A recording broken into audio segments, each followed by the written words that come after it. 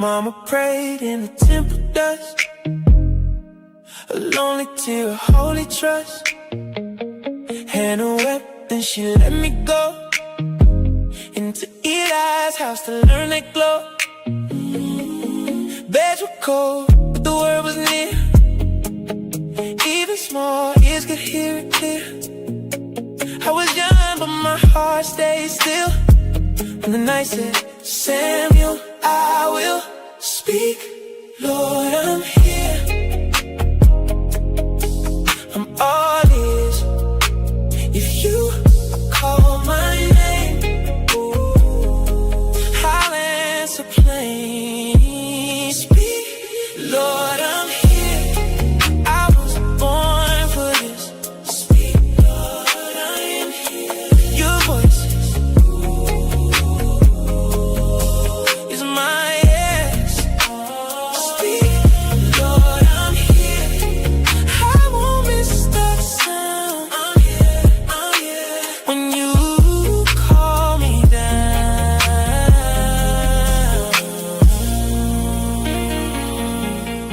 The lamp went low, but the promise stayed. In the dark, I was not afraid. Then the floor shook with a breaking word. A nation changed when my voice got heard.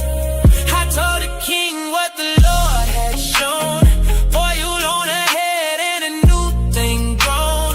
David came in with a shepherd's grace, and I saw God right on a humble face. Speak, Lord, I'm here. I'm all ears. If you call my name, I'll answer plain. Speak, Lord, I'm here. I was born for this. Speak, Lord, I'm here. Your voice is my yes. Speak, Lord, I'm here. I won't miss that sound. I'm here when you call me down.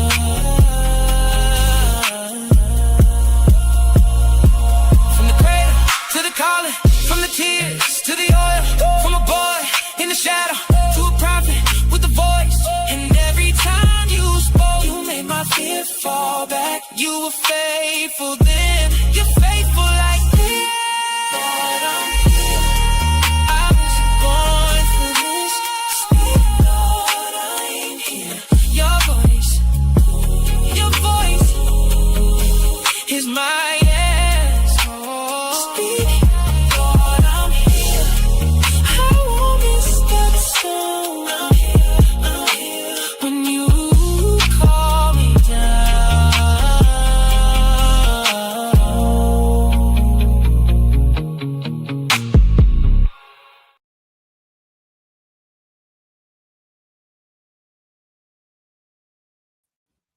All right, we are live.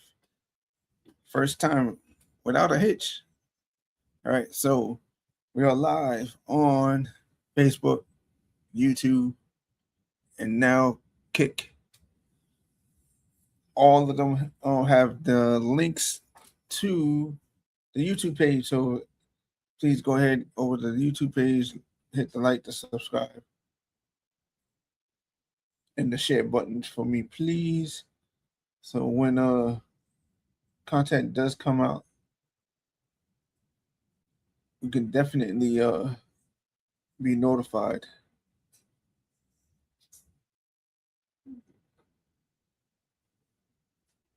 So tonight we are continuing with the series of the story of David. I also posted the link on X. Might have to maybe go live with X. Let's see. I'm checking X right now. See what they're doing. Let's see how it works out with X, because the platform I use only allows 3 destinations. So I had to share the X instead of go live with X. Let's see how that works. So welcome everybody. So tonight we're continuing our series on the story of David, continuing with the prophet Samuel. We're going to get into the first Samuel chapters 4, 5, and 6. So welcome everybody from Kick. Welcome to the broadcast. All right. So let's get this party on the road. Let's pray. Father in heaven, I thank you, Lord. I thank you for all you are doing. I thank you for everyone that is watching. I thank you for all those who will be watching later. I thank you for everything you have done. Thank you for all the things you allowed for me to do. May this be a blessing to everybody. It may be your words that come out of my mouth, not my own. In the name of Yeshua, your son.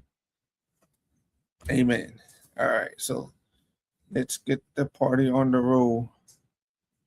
First things first, the reading.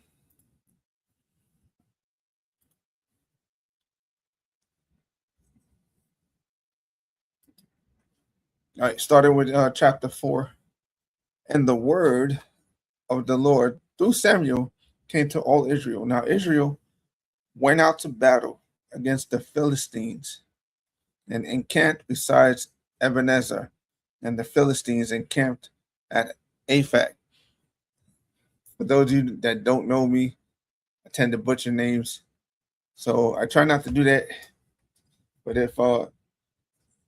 if the names are too complicated, I'll just let you read them. I don't want to make things worse than what they are. All right, so back to the reading.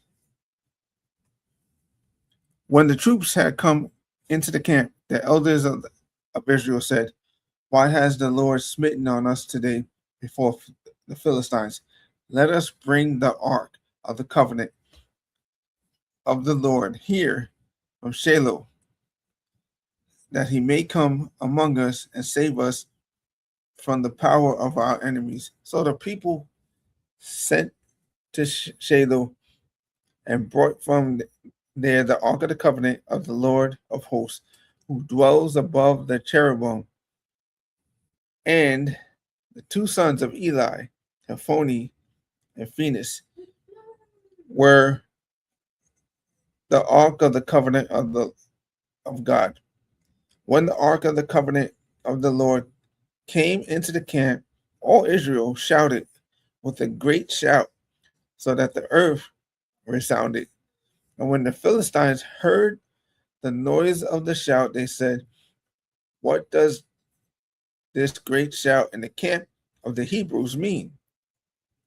When they understood the ark of the covenant, the Lord had come into the camp,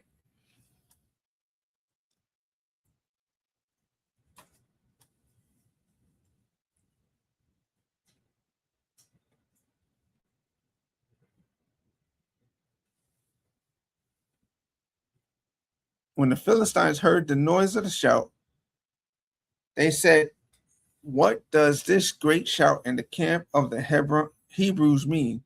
When they understood the ark of the Lord had come into the camp, the Philistines were afraid, for they said, "God has come into the camp." And they said, "Woe to us, for such a thing has not happened before. Woe to us. Who shall deliver us out of the hand of these mighty gods? These are the gods that smote the Egyptians with every kind of plague in the wilderness. Be strong and acquit yourself like men, O Philistines, that you may not become servants to the Hebrews, as they have been to you. Behave yourselves like men and fight." And the Philistines fought. Israel was smitten, and they fled every man to his own home. There was a very great slaughter, for 30,000 foot soldiers of Israel fell. And the ark of God was taken, and the two sons of Eli, Hophni and Phinehas were slain, which was foretold in 1 Samuel 2:34. Now a man of Benjamin ran from the battle and came to Shiloh that day, with his clothes torn and earth on his head.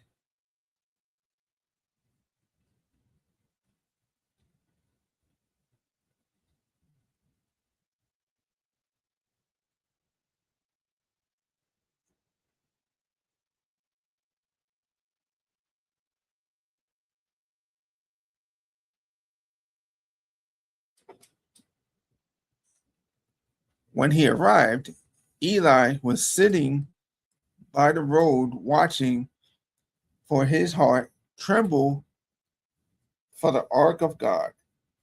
When the man told the news in the city, all the city people cried out. When Eli heard the noise of the crying, he said, "What is this uproar?"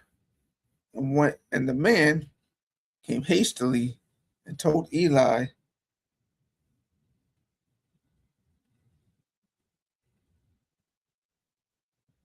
Now Eli was 98 years old. His eyes were dim, so they could not see. The man said to Eli, "I have come from the battle. I fled from the battle today." Eli said, "How did it go, my son?" The messenger replied, "Israel fled before the Philistines, and there has been a great slaughter among the people. Also, your two sons, Hophni and Phinehas, are dead, and the ark of God is captured." And when he mentioned the ark of God, Eli fell off the seat backward by the side of the gate. His neck was broken, and he died, for he was an old man and heavy, and he had judged Israel 40 years. Now his daughter-in-law, Phinehas' wife, was with child, about to be delivered. And when she heard the ark of God was captured and that her father-in-law and her husband were dead, she bowed herself and gave birth, for her pains came upon her. About the time of her death, the women attended her said to her, "Fear not, for you have borne a son." But she did not answer or notice. And she named the child Ichabod, saying, "The glory is departed from Israel, because the ark of God had been captured, and because her father-in-law and her husband." She said, "Glory is gone from Israel, for the ark of God has been taken."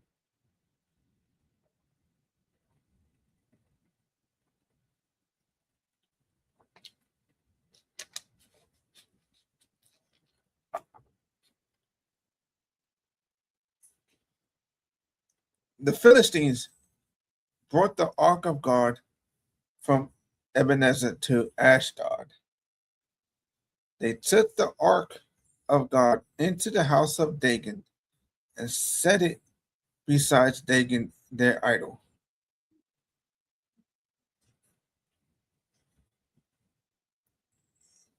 When they of Ashdod arose early on the morrow, behold,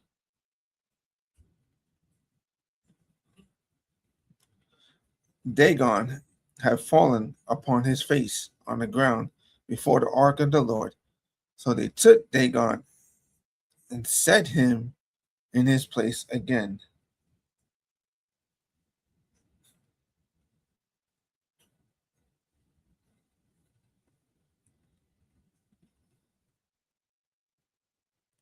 But when they arose early in the next morning, behold, Dagon had again fallen on his face on the ground before the ark of the Lord, and his head and both the palms of his hand were lying cut off on the threshold.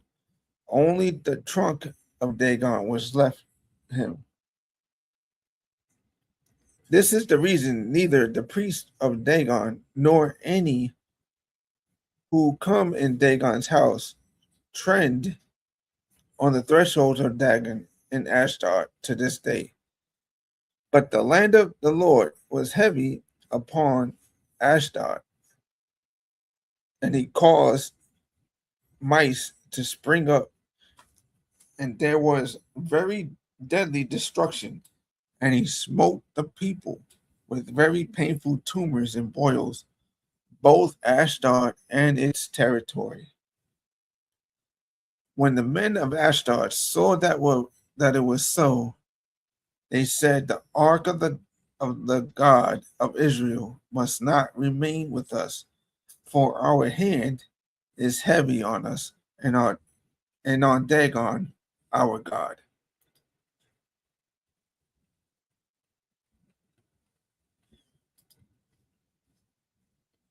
So they sent and gathered all the lords of the Philistines to them and said, what shall we do with the ark of the God of Israel? They answered, let it be carried around to Gath. So they carried the ark of God of Israel there. But after they had carried it to Gath, the band of the Lord was against the city, causing an exceedingly great panic at the depths from the plague, for he afflicted the people of the city, both small and great, and tumors and boils broke out on them.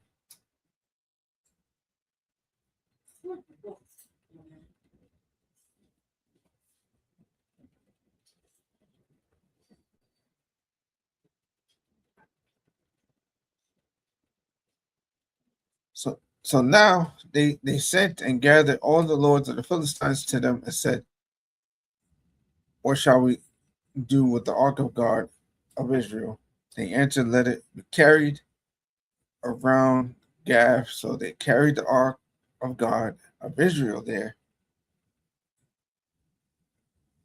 But after they had carried the Gath, the hand of the Lord was against the city, causing an exceeding great panic at the depths from the plague, for he afflicted the people of the city, both small and great, and tumors or boils broke out on them. So they sent the ark of God to Ekron. And as it came, the people of Ekron cried out. They had brought the ark of God of Israel to us, and they slay us and our people. So they sent and assembled the lords of the Philistines and said, send away the ark of God of Israel.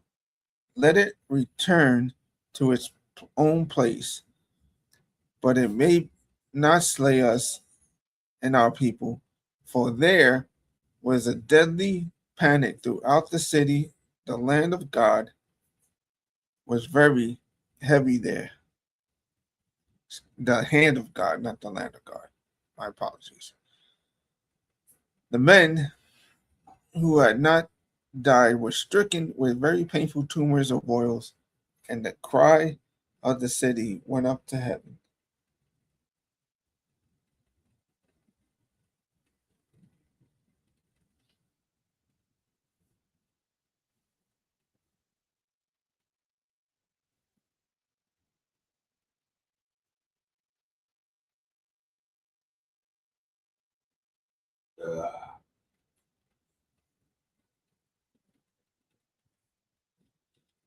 The ark of the Lord was in the country of the Philistines 7 months. And the Philistines called for the priest and the diviners, saying, what shall we do to the ark of the Lord? Tell us with what we shall send it to its place.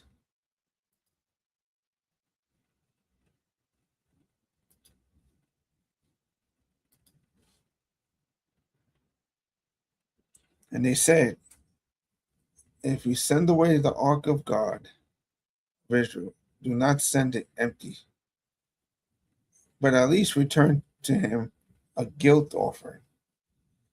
Then you will be healed, and it will be known to you why his hand is not removed, and healing granted to you.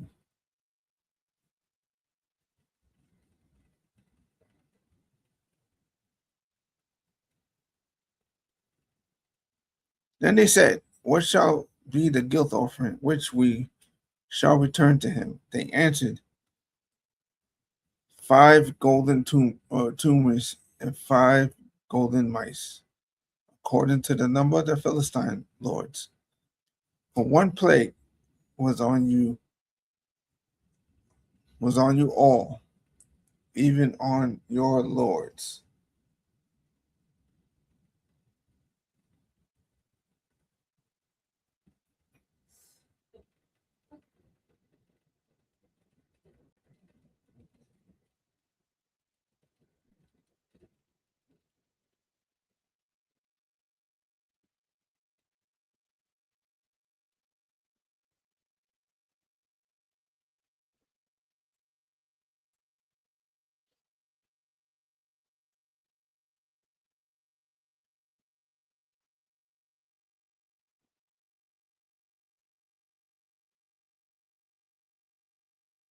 Therefore, you must make images of your tumors and of your mice that destroy the land, and give glory to the God of Israel. Perhaps he will lighten his hand from you and your gods and your lords.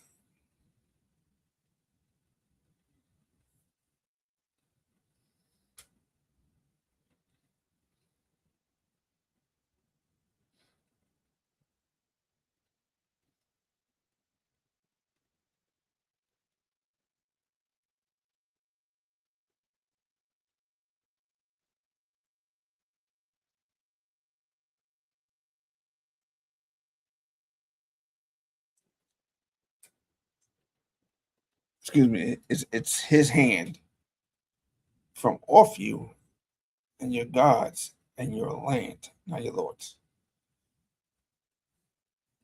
Why then do you harden your hearts as the Egyptians and Pharaoh hardened their hearts? When he had done wonders and made a mock of them, did they not let the people go, and they departed?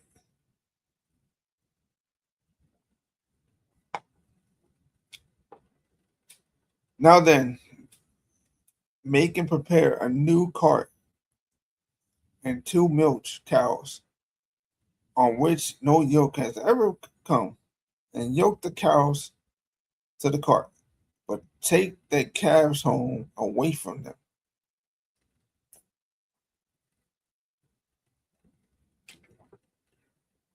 And take the ark of the Lord and place it upon the cart and put it in a box at its side, the figure of gold which you are returning to him as a guilt offering. Then send it away and let it be gone. And watch if it goes up by the way of its own land to Beth Shemesh. Then he has done us the great evil. But if not, then we should know that it was not his hand that struck us. It happened to us by chance. And the men did so, and they took 2 milch cows and yoked them to the cart and shut up the calves at home. And they put the ark of the Lord on the cart along with its box, the mice of the gold and the images of their tumors.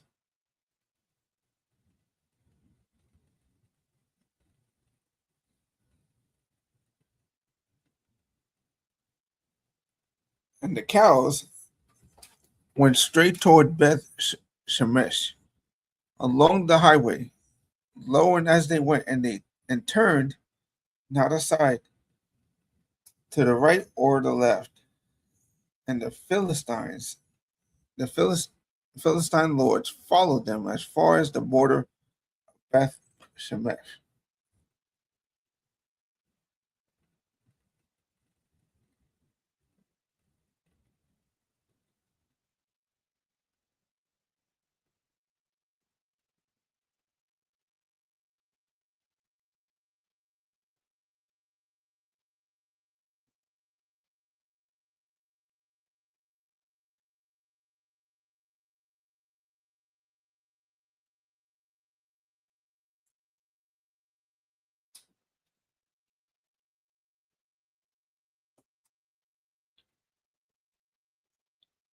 Give me 1 minute. Now the men of Beth Shemesh was reaping their wheat harvest in the valley, and they lifted up their eyes and saw the ark and rejoiced to see it. The cart came into the field of Joshua of Beth Shemesh and stopped there.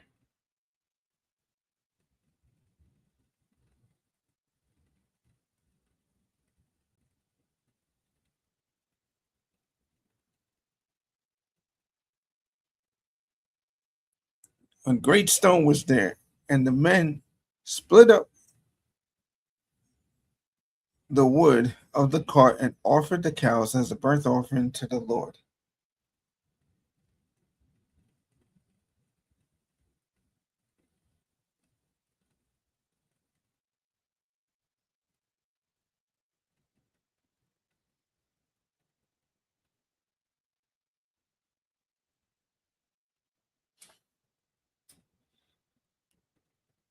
When the five lords of the Philistines saw it, they returned that day to Ekron, and these are the tumors of gold which the Philistines returned for a guilt offering to the Lord, one each for Ashdod and Gaza, Ashkelon, Gath, and Ekron.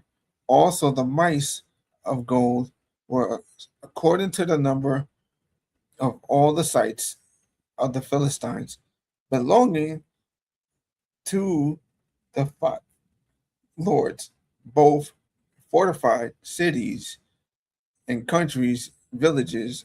The great stone on which they set the ark of the Lord remains as a witness to this day in the field of Joshua of Beth Shemesh. And the Lord slew some of the men of Beth Shemesh because they had looked into the ark of the Lord. He slew 70 men of them, and the people mourned because the Lord had made a great slaughter among them.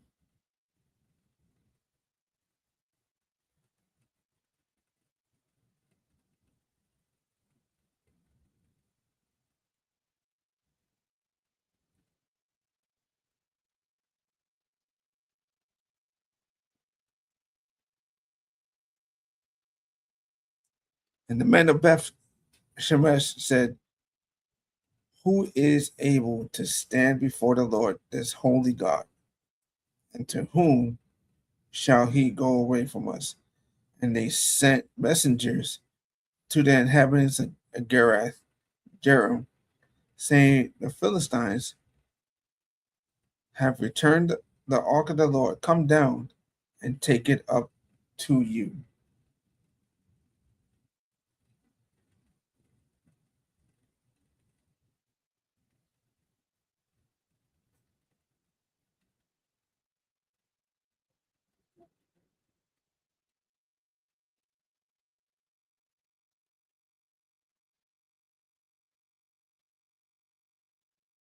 All right, so that is it for this portion of the stream tonight. This is it for the reading portion. Now there is a short video that I am going to show you guys.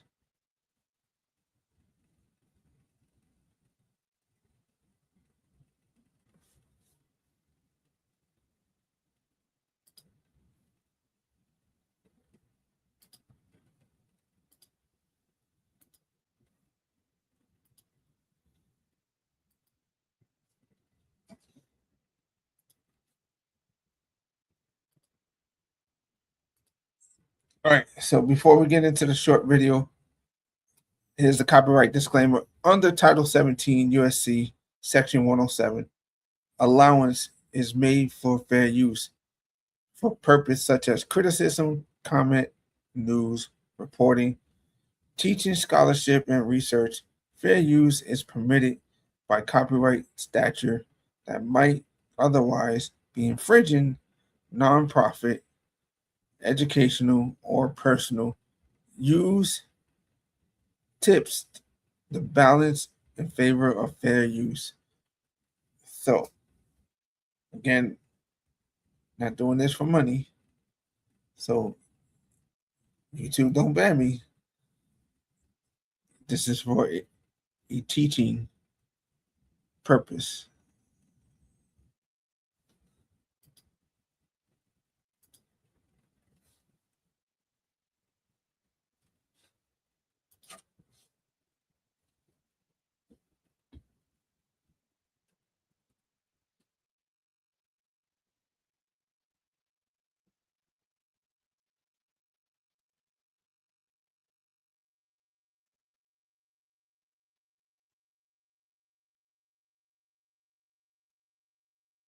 Give me a second. I am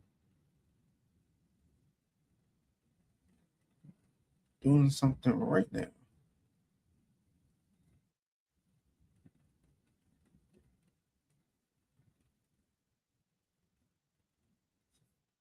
All right, here goes the video. About holding something in your hands that could unleash super. Have you ever thought about holding something in your hands that could unleash supernatural forces, but at a devastating cost?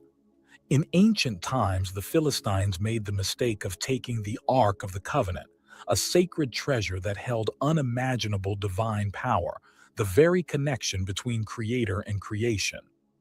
Then calamities began to unfold one after another: apocalyptic plagues, mysterious deaths, and a trail of destruction relentlessly pursuing them, until they were forced to return it, realizing too late that they had unleashed a force they couldn't control.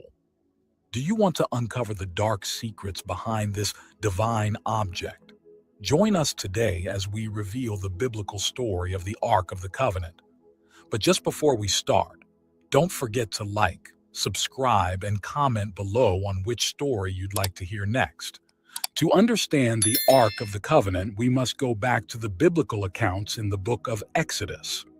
According to the Bible, the Ark was a direct command from God to Moses on Mount Sinai. In chapter 25, starting from verse 10, it recounts that God instructed Moses to build a sacred chest of acacia wood covered inside and out with pure gold.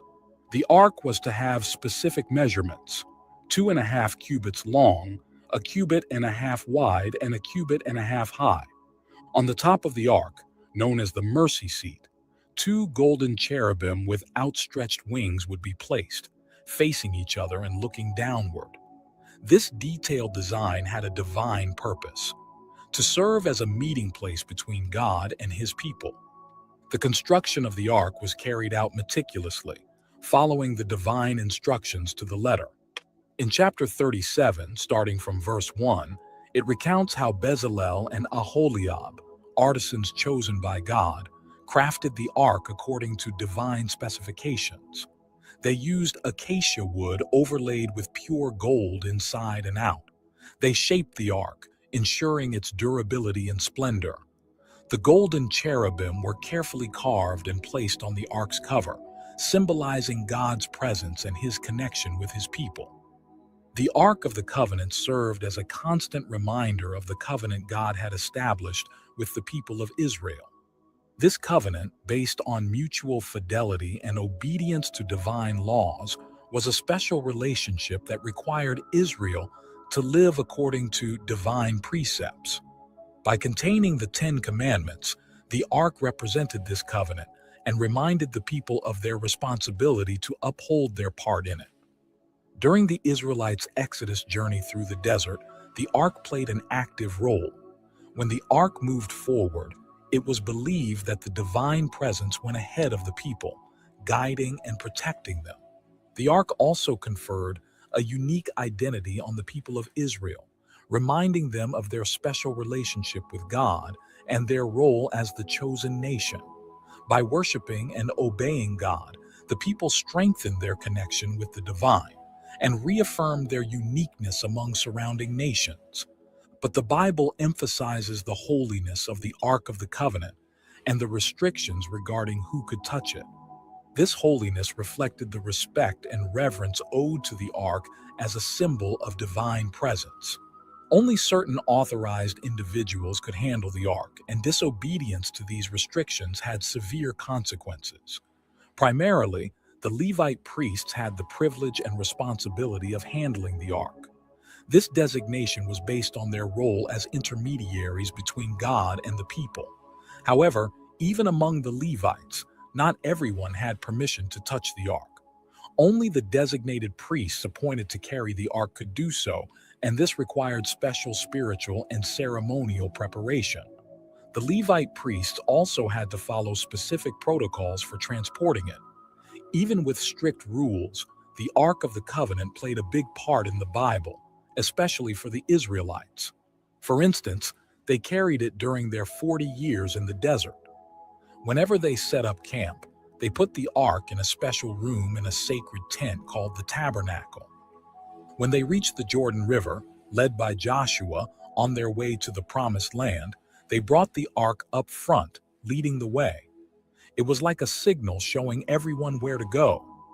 During the miraculous crossing of the river, the water parted the moment the priests carrying the Ark stepped in. The water stayed parted until the priests, still carrying the Ark, came out of the riverbed after everyone else had crossed. To remember this amazing event, they took 12 stones from where the priests stood with the Ark. But that's not all. In Joshua chapter 6, it tells the story of the taking and the fall of the walls of Jericho. Jericho was a fortified city, blocking the way to the Promised Land. God gave Joshua a peculiar plan to take the city. According to divine instruction, the Israelites were to march around the city once a day for 6 days, carrying the Ark of the Covenant in procession. 7 priests with 7 ram's horn trumpets were also to march in front of the Ark. On the 7th day, they were to march around the city 7 times, and after blowing the trumpets, all the people were to shout. At that moment, the walls of Jericho would collapse. The result was that the walls of Jericho fell, and the Israelites were able to take the city. This miraculous event showed how God's power was behind Israel's victory, and how the Ark of the Covenant carried in the procession symbolized divine presence and power. The role of the Ark in this event is very significant. The procession around Jericho with the Ark and the trumpets led to the fall of the walls, conveying the message that victory did not depend solely on military strength, but on the power and intervention of God. One of the most dramatic moments in the history of the Ark of the Covenant occurred when it fell into the hands of the Philistines. In 1 Samuel chapters 4 and 6, it is narrated that during a conflict between the Israelites and the Philistines, the Israelites decided to bring the Ark to the battlefield, thinking it would give them an advantage. However, they were defeated, and the Ark was lost to the Philistines. Little did they know that the Lord was not pleased with their lack of faith and trust in Him. Instead of seeking guidance and blessing from the Almighty, they relied on a sacred object, thinking it would be enough to defeat their enemies. The battle was fierce, and the Israelites suffered a crushing defeat. 30,000 men were killed. The sons of the high priest Eli, Hophni, and Phinehas fell in battle, and the Ark, the glory of Israel was captured by the Philistines. When the news reached Shiloh, where Eli resided, the old priest trembled with horror. Upon hearing that the ark had been taken, he fell from his chair and broke his neck, dying instantly. His pregnant daughter-in-law gave birth prematurely upon hearing the terrible news, and in her agony, she named the child Ichabod, which means, "Where is the glory?" In 1 Samuel 5 and 6, it describes how the Philistines, rejoicing in their victory, took the ark to Ashdod, one of their main cities. In an act of mockery and contempt, they placed it in the temple of their god Dagon, alongside the idol statue. But the next morning, the Philistine priests found the statue of Dagon fallen before the ark, as if acknowledging the supremacy of the God of Israel. Enraged, they returned the statue to its place, but the following day, they found it fallen again, this time with its head and hands broken off. Terrified by these strange events, the Philistines decided to move the ark to the city of Gath. But there, a plague of tumors and hemorrhoids struck the population. Desperate, they sent it to Ekron, only for the same calamity to befall that city. The Philistine diviners, recognizing the hand of the God of Israel in these plagues, advised the rulers to return the ark to its place of origin, accompanied by an offering of 5 golden tumors and 5 golden mice, representing the 5 main cities of the Philistines. Following these instructions, the Philistines placed the ark on a cart pulled by 2 milch cows that had just given birth.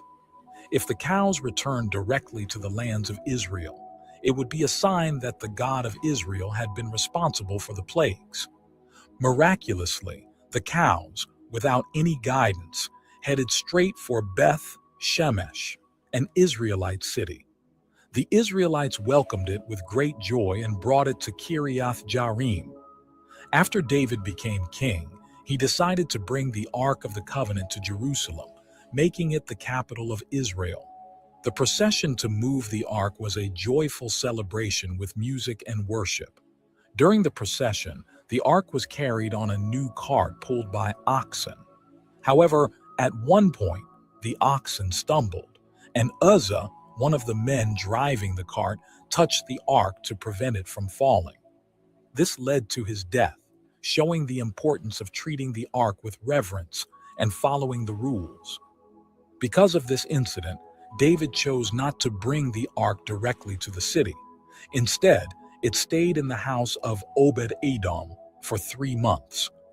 During this time, Obed-Edom and his family were blessed, confirming to David that the ark was a sacred symbol of divine blessing. Finally, after 3 months, David brought the ark to Jerusalem with a joyful procession. Once there, he set up a special tent for the ark. However, his desire to build a permanent temple for the ark was fulfilled by his son Solomon. Solomon's temple was built to house the Ark of the Covenant and was completed with great splendor. Placing the ark in the Holy of Holies, the holiest place in the temple, symbolized the divine presence at the heart of the city and the nation.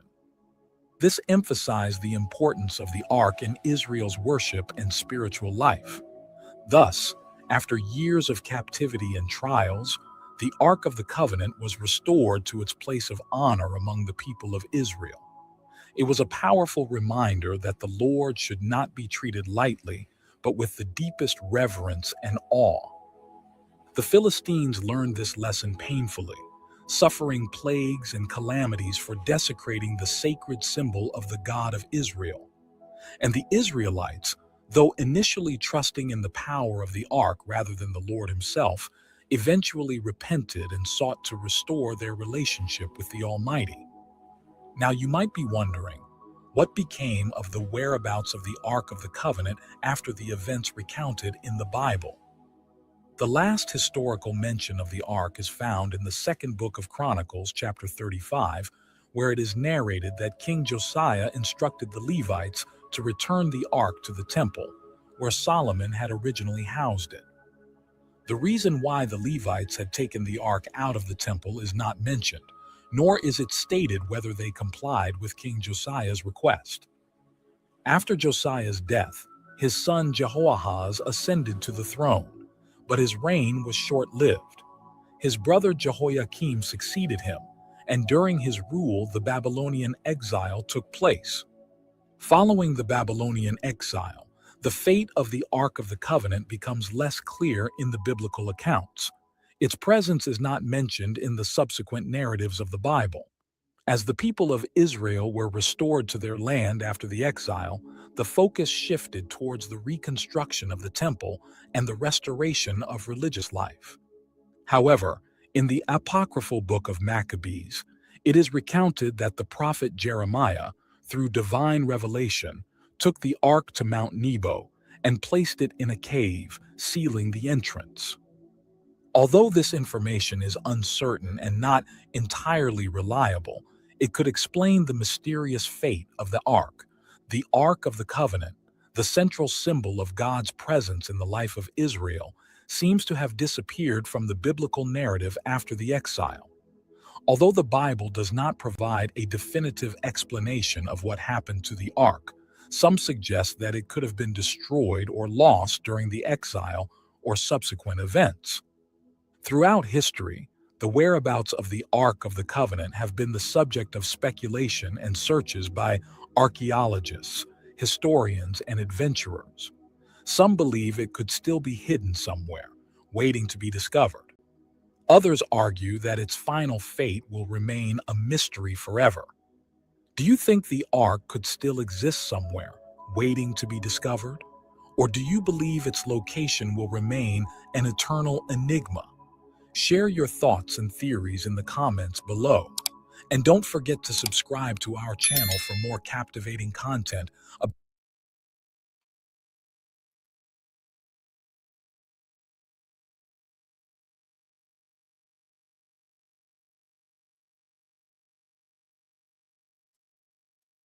That is it for that video. That is it for the remainder of this live. Might be on a little bit later, but we'll see. But for now, this is it. Until the next time, my good friends, God bless. Have a wonderful rest of the evening. And I'll see you on the next one.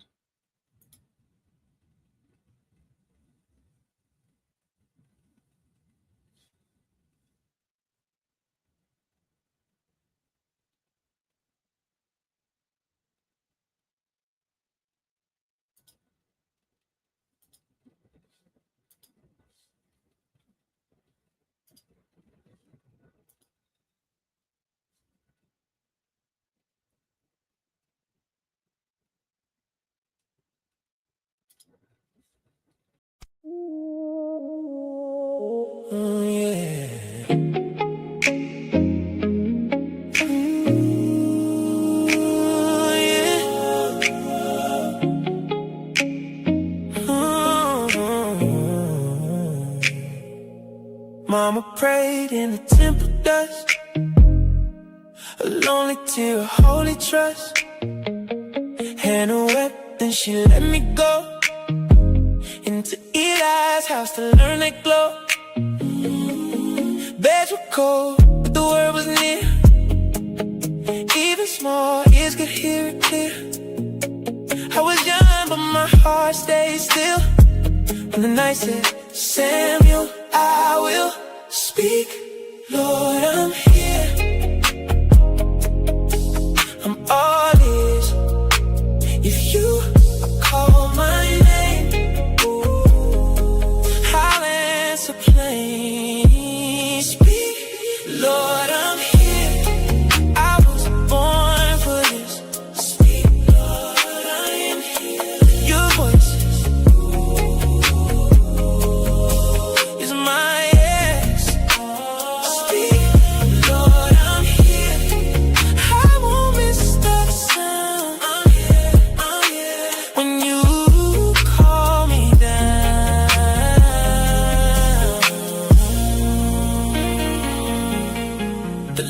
low, but the promise stayed.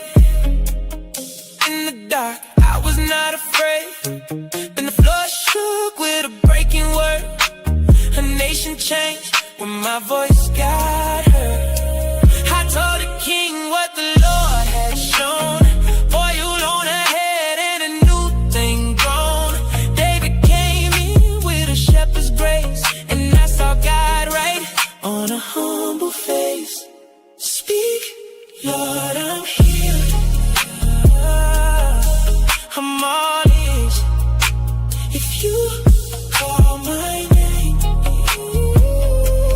I'll answer plain. Speak, Lord, I'm here. I was born for this. Speak, Lord, I'm here. Your voice is my yes. Speak, Lord, I'm here. I won't miss that sound. I'm here when you call me down.